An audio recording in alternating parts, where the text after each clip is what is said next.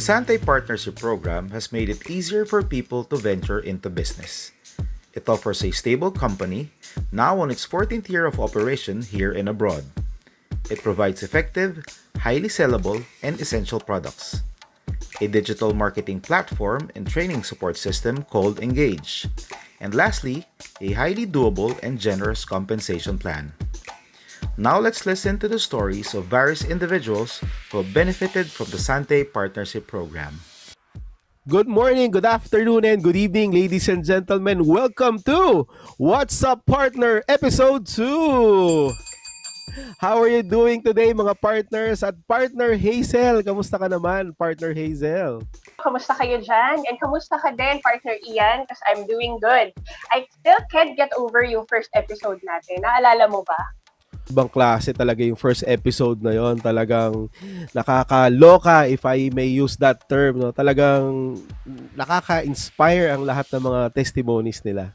Ano ba yung favorite lesson na nakuha mo doon? Or yung key takeaway mo from the interviews na ginawa natin last episode? What made an impact to me the most yung kay Mika Florendo. Imagine she was a working student, pero pag pinakinggan mo yung mga yung mga knowledge niya, yung mga learnings niya, advancements niya in the business, you would not think the working student siya kasi sobrang profound ang mga binibitawan niyang salita.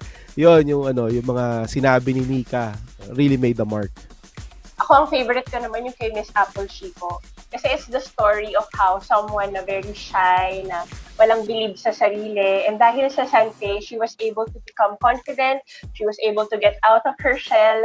At talagang nakakatuwa kasi yung success ng Sante, hindi lang siya sa money, hindi lang din siya sa health, but also yung inner confidence mo din. So, nakakatuwa dahil holistic ang pag-develop ng Sante sa mga business owners and business leaders. At very evident siya kay Miss Apple Chico and also to the other interviewees na nakausap natin nung ating first episode. Very true. Agree na agree talaga ako dyan. Pagdating sa holistic, yan ang binibigay na Sante Partnership Program with the company's stability, sellability of the products, compensation plan, Engage sa training platform, at ang digital marketing. Ngayon sa episode na to, we'll be having another set of Sante business owners which will be discussing all of those. So to start with, magsisimula tayo sa product testimony. Okay, we have a Diamond Executive Director. She is an OFW, a consistent Sante, a gadget and car incentive qualifier, a good friend of mine, Miss Pinky Ramirez. What's up, partner Pinky? Kamusta ka ngayon, Pinky? So, magandang hapon sa inyong lahat and of course sa mga nanonood ngayon. Okay, Pinky. Balitang-balita namin, talagang avid user ka and believer of Sante products, no? Bukod sa Sante Pure Barley Powder, ano pa ba yung product na marerecommend mo para sa mga business partners natin?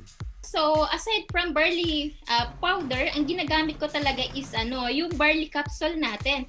So, yung barley capsule, siya yung talaga nakatulong sa akin.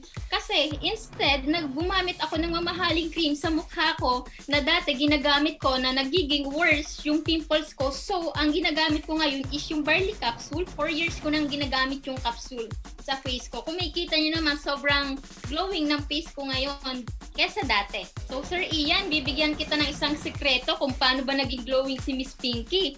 So, yung barley capsule, ino-open ko siya. Then, nilalagyan ko siya ng konting amount of water. Then, ina-apply ko siya sa face. Actually, pag ina-apply ko siya sa face, 30 to 50 minutes ko lang siya ina-apply. And then, pag winash mo siya, talagang makikita mo yung yung glowing ng face mo.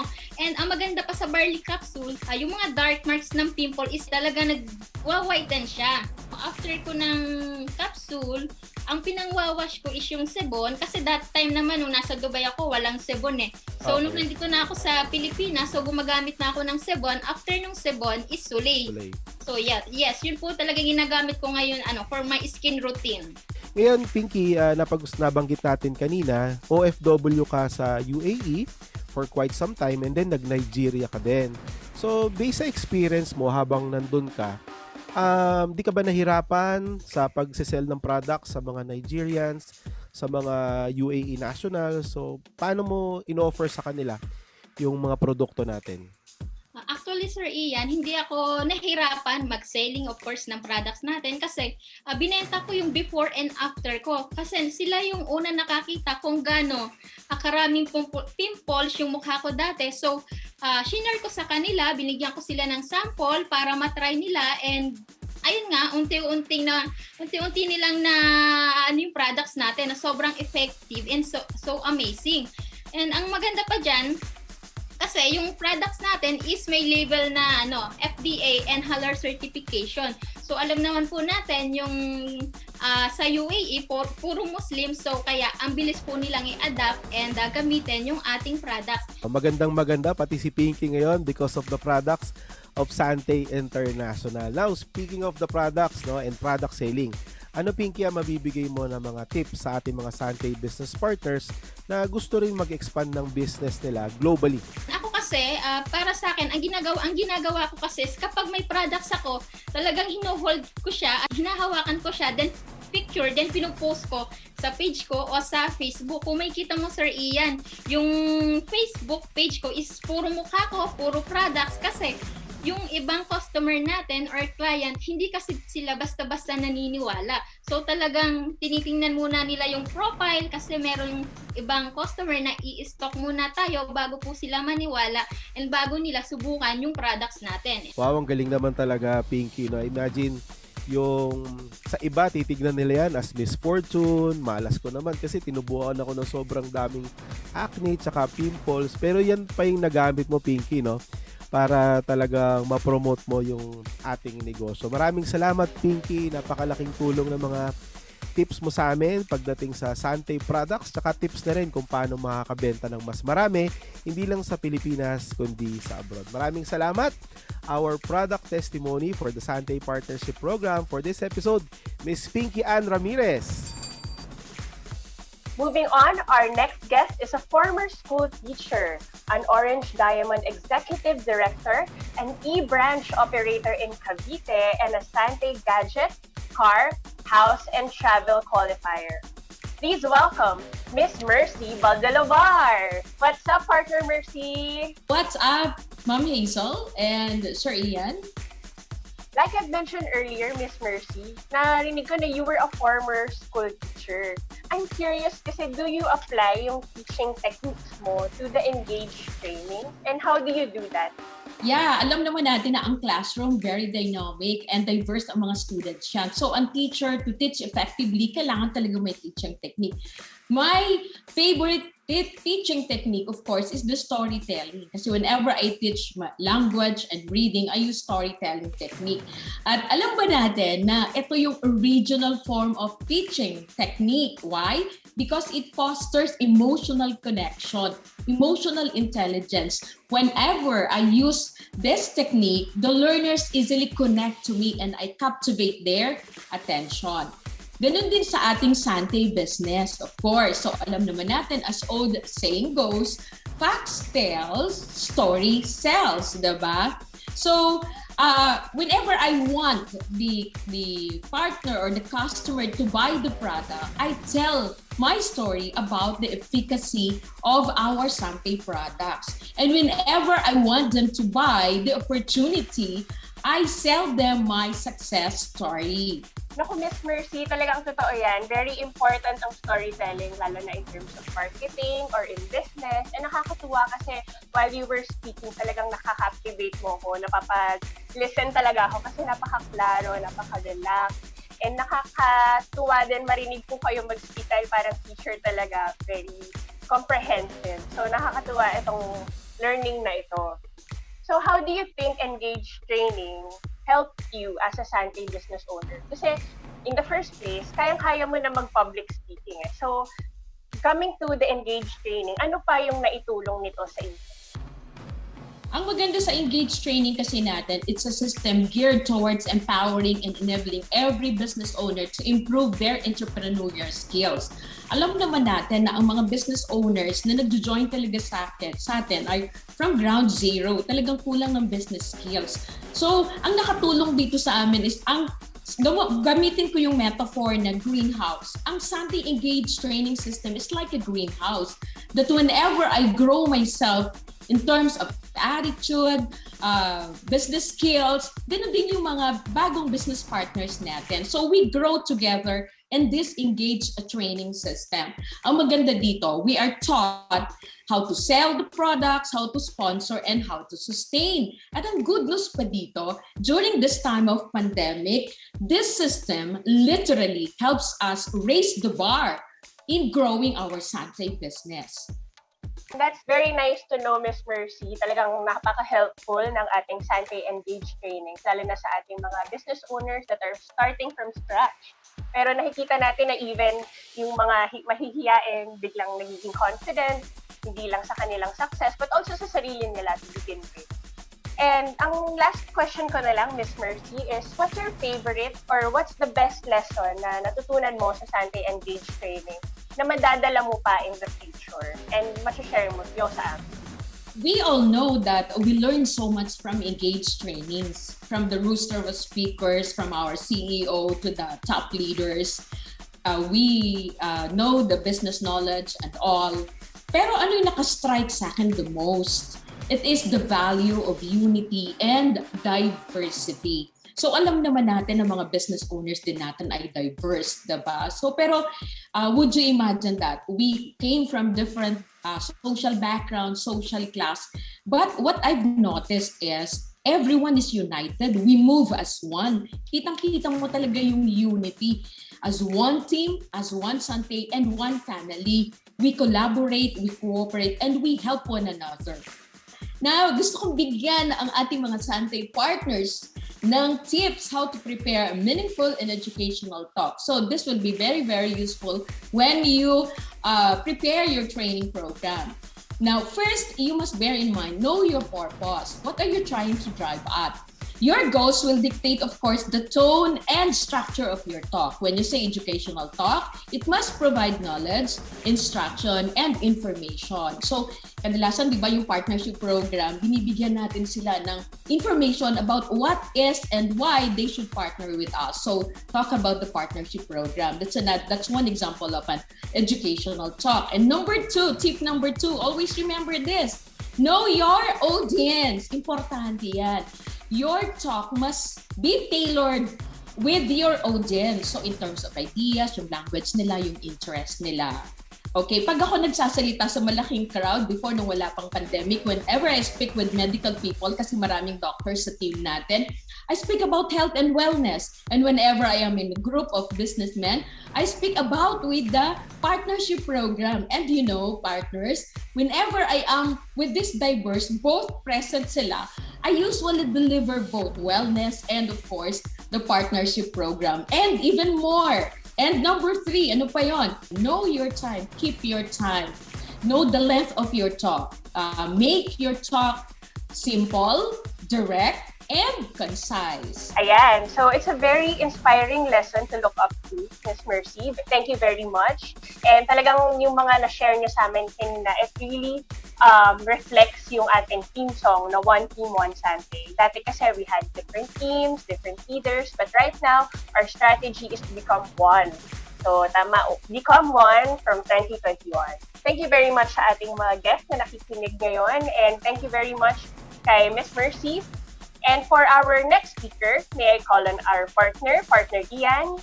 Okay, for our third speaker, we have a Platinum Executive Director.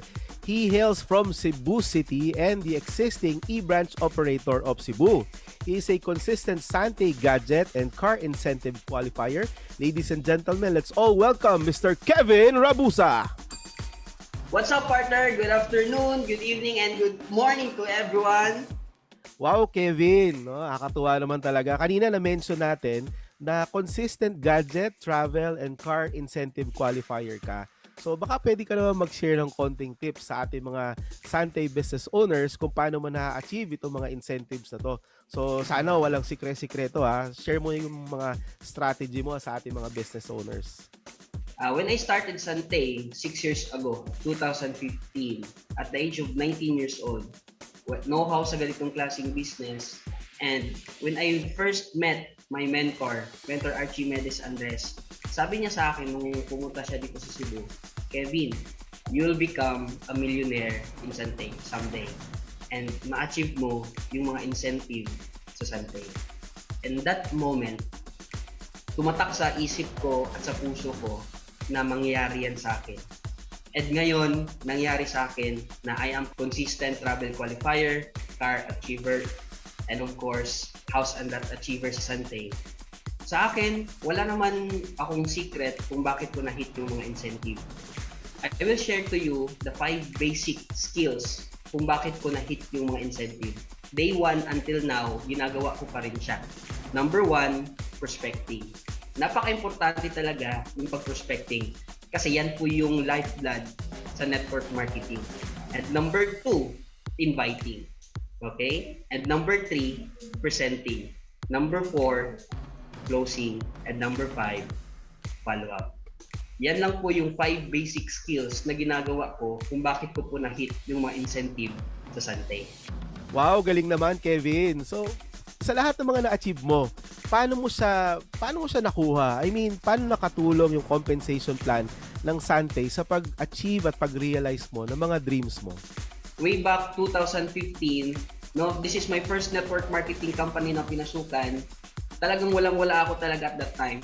Napakalaking tulong po sa akin yung Santay, lalo na yung first way to earn sa Santay is yung retail profit na meron kang 30 up to 50% lifetime discount. Kumbaga, nagagamit ko yon na panggalaw. And of course, habang ginagawa ko si Santay, no, na-enjoy ko yung pangalawang ways to earn, yung fast start bonus. No, na habang may sasali sa'yo sa Santay Partnership Program, meron ka pang bonus. And number 3, habang nag-retail profit ka, habang nag-invite ka sa Santay Partnership Program, at habang nag-build ka sa organization mo, left and right, meron ka pang bonus.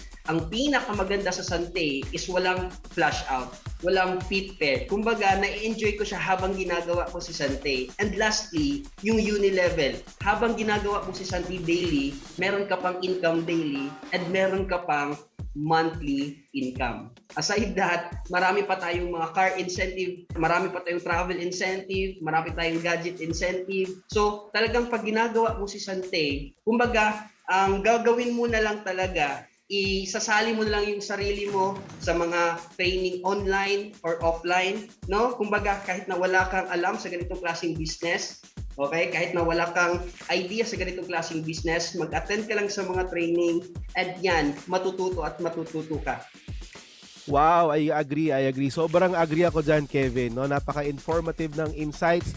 Talagang you have grown into the business literally. No? Nakita ko nagsisimula ka, Kevin. And right now, look at you, e-branch operator and consistent achiever sa Santay International thanks to the compensation plan. Alright, partner Kevin. Ngayon, isang personal question lang out of curiosity. Ngayon po, nakikurious lang po ako sa timeline kung gaano po kabilis o gaano katagal niyo po na-achieve itong mga ito. Pwede niyo po ba kaming kwentuhan tungkol sa journey niyo po ng pag-receive ng mga compensations na po?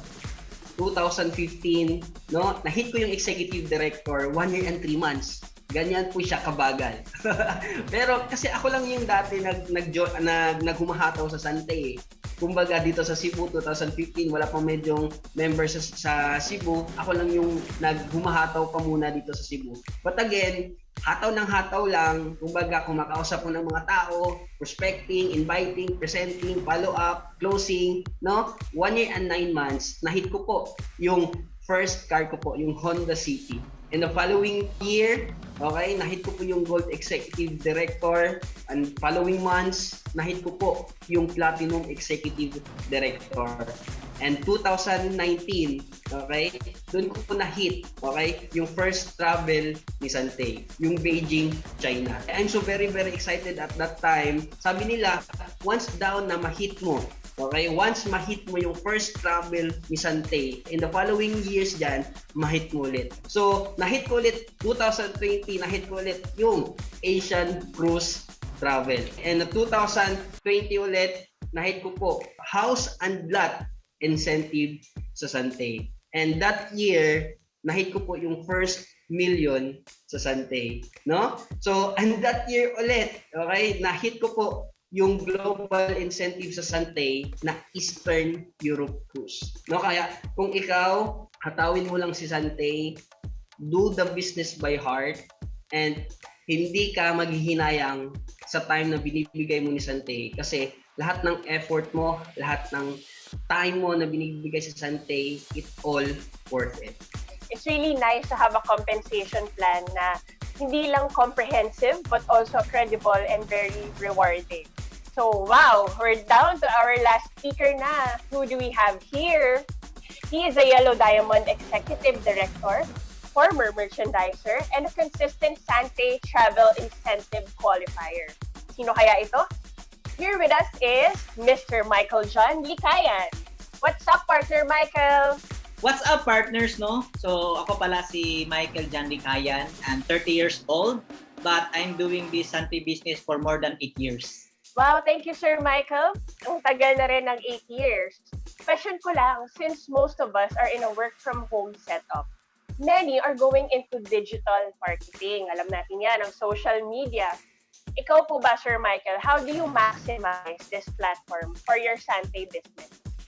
Now, since work from home, karamihan, dahil sa pandemic ko, ang mga tao ngayon ay focused on social media. So, they stay and spend 4 hours a day.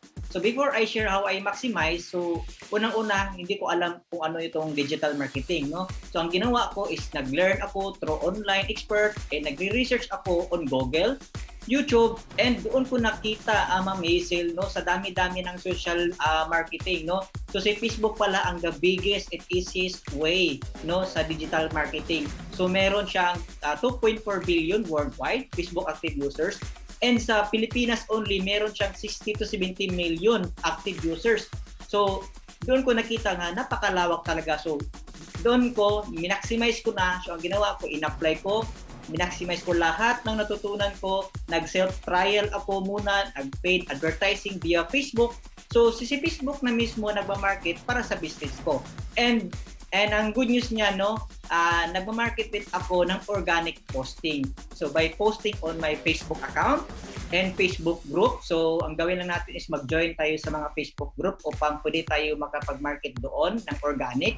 So, ang good news niyan is ginamit ko po si Facebook, no, yung pinaka the biggest na social platform ngayon.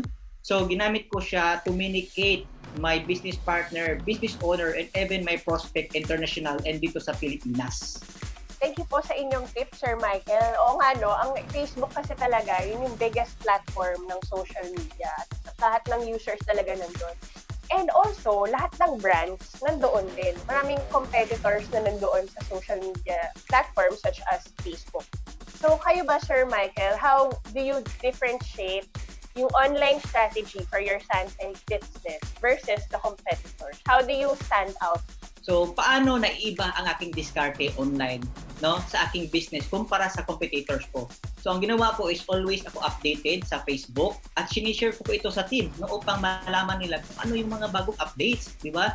At nagwe-webinar kami, nag-post kami ng mga social proof, no, kung ano ang nangyari sa aming Sante business. No, meron kaming online classes also kapag may nag-join sa amin sa ibang bansa. And meron kaming online training to build our network in Sante business.